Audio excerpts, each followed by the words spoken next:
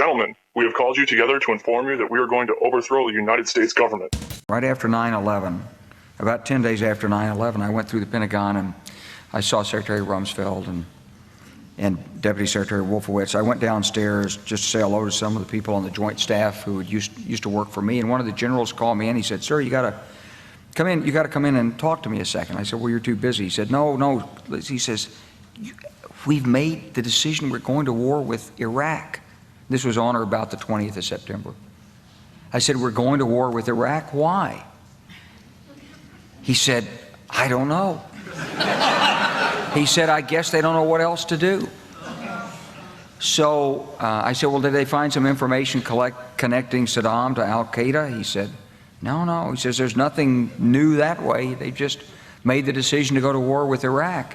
He said, "I guess it's like we don't know what to do about terrorists, but we've got a good military and we can take down governments." And he said, "I guess if the only tool you have is a hammer, every problem has to look like a nail." So I came back to see him a few weeks later, and by that time we were bombing in Afghanistan. I said, "Are we still going to war with Iraq?" And he said, "Oh, it's worse than that." He said, he reached over on his desk, he picked up a piece of paper, and he said, I just got this down from upstairs," meaning the Secretary of Defense's office today, and he said, "This is a memo that describes how we're going to take out 7 countries in 5 years, starting with Iraq and then Syria, Lebanon, Libya, Somalia, Sudan, and finishing off Iran." I said, "Is it classified?" He said, "Yes, sir." I said, "Well, don't show it to me." And I saw him a year or so ago, and I said, "You remember that?" He said, "Sir, I didn't show you that memo. I didn't show it to you." I'm sorry, what did you say his name was?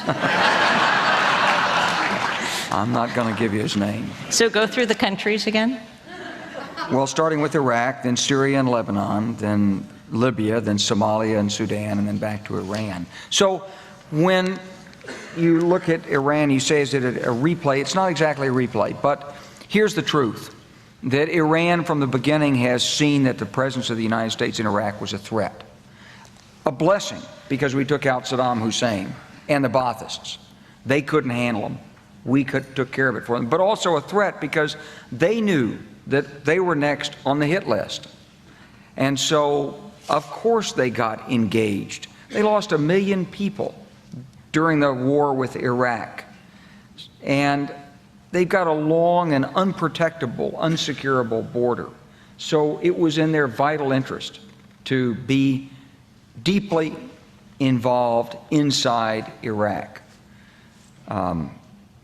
They tolerated our attacks on the Baathists. They were happy we captured Saddam Hussein, but they're building up their own network of influence, and to cement it, they occasionally give some military assistance and training and advice, either directly or indirectly, to both the insurgents and to the militias.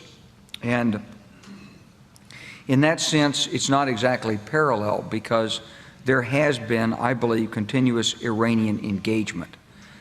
Some of it legitimate, some of it illegitimate. I mean, you can hardly fault Iran because they're offering to do eye operations for Iraqis who need medical attention. That's not an offense that you can go to war over, perhaps, but it is an effort to gain influence.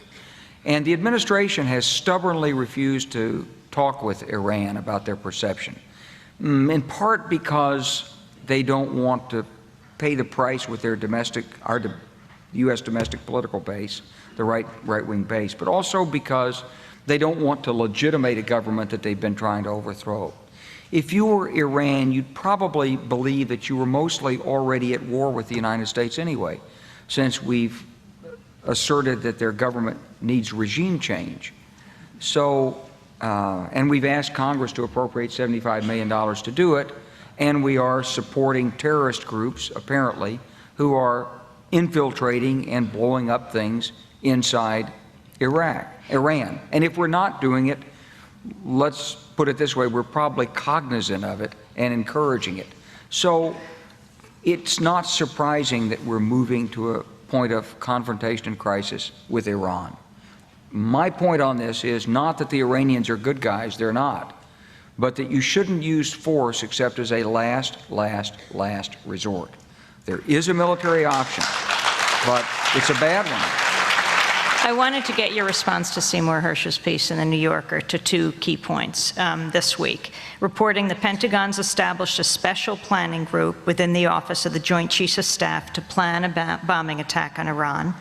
That this is coming as the Bush administration and Saudi Arabia are pumping money for covert operations into many areas of the Middle East, including Lebanon, Syria, and Iran, in an effort to strengthen Saudi-supported Sunni Islam groups and weaken Iranian-backed Shias. Some of the covert money has been given to jihadist groups in Lebanon with ties to al-Qaeda. Fighting the Shias by funding with Prince Bandar and then with U.S. money not approved by Congress, funding the Sunnis connected to al-Qaeda. Well, I don't have any direct information to confirm it or deny it. It's certainly plausible. The Saudis have taken a more active role. You know, the Saudis You were just in Saudi Arabia. You just came back from Saudi Arabia. Yeah, well, the Saudis have basically recognized that they have an enormous stake in the outcome in Iraq, and they don't particularly trust the judgment of the United States in this area. We haven't exactly proved our competence in Iraq. So they're trying to take matters into their own hands. The real danger is, and one of the reasons this is so complicated, is because let's say we did follow the desires of some people who say, just pull out and pull out now. Well, yeah, we could mechanically do that.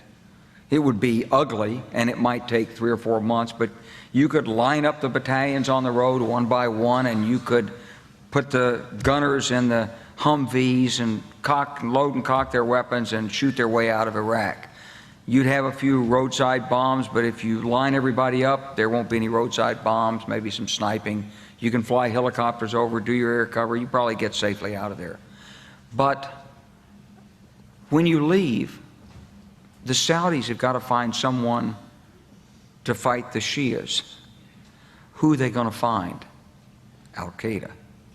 Because the groups of Sunnis who would be extremists and willing to fight would probably be the groups connected to Al-Qaeda.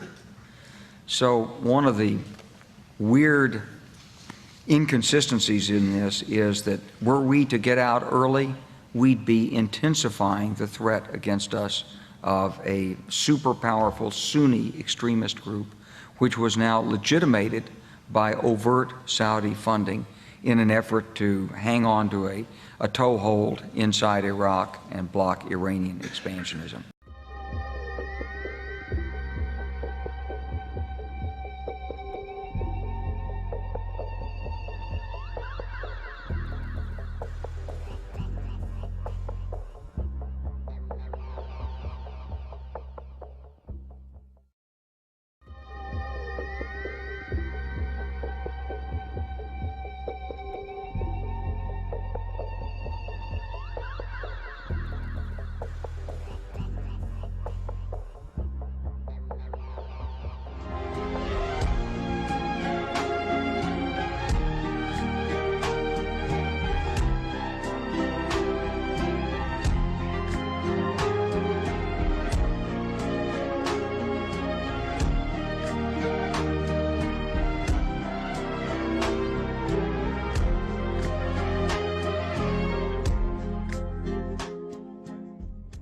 Oh, Donald, why haven't you attacked Iran yet?